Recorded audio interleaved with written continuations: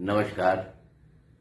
आज अंदाजे बयां में हम जिक्र करेंगे एक कहानी का, जो कहानी न तुम्हारी है न मेरी है, हम सबकी कहानी है।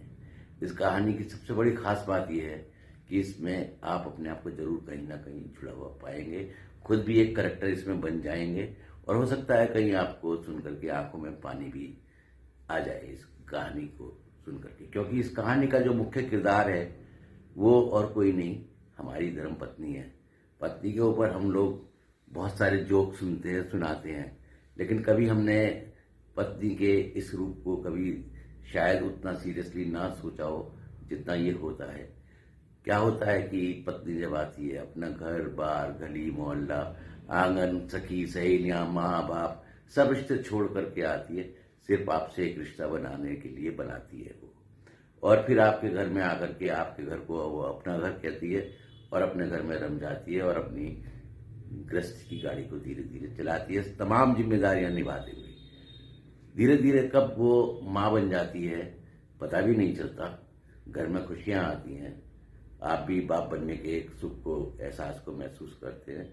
और उन्हीं के साथ में जब उसका एक जो रिश्ता पहले बहू का होता था, पत्नी का होता था, अब वो एक रिश्ता उसमें माँ का और जुड़ जाता है, जिसमें अपनी वो बच्चे की परवरिश भी बहुत अच्छे से करती है। करने के साथ साथ आपका भी पूरा ध्यान रखती है कि आपको ऑफिस जाते हुए लेट ना हो जाए, आपका टिफिन तैयार करके देना है, बाबूजी की चाय देनी है, बच्चे का दूध गर्म करना, और ये भी ध्यान रखना है कि गैस पर रखा हुआ दूध उबल के नीचे ना गिर जाए।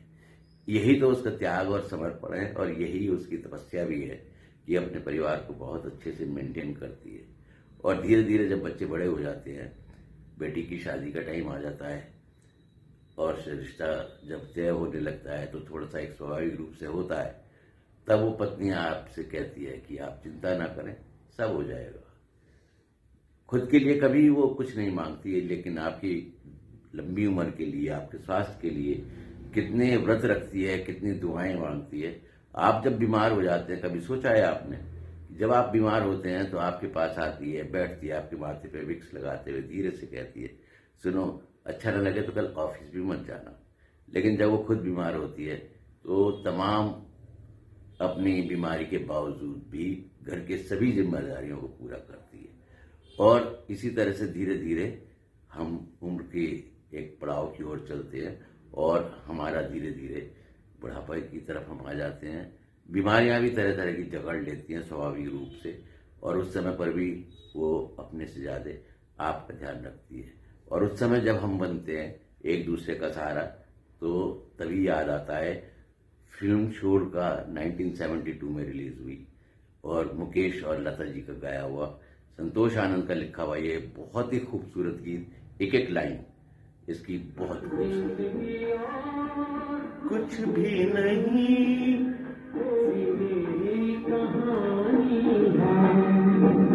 एक प्यार का नगमा है,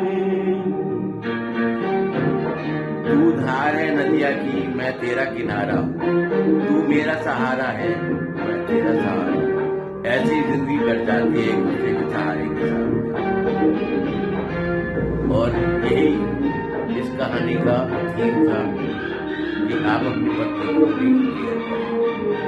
तू धार है नदिया की, मैं तेरा किनारा हूँ, तू मेरा सहारा है।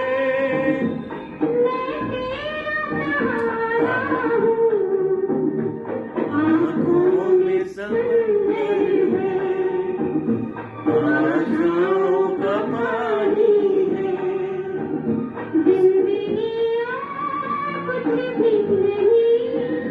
तेरी मेरी कहानी है।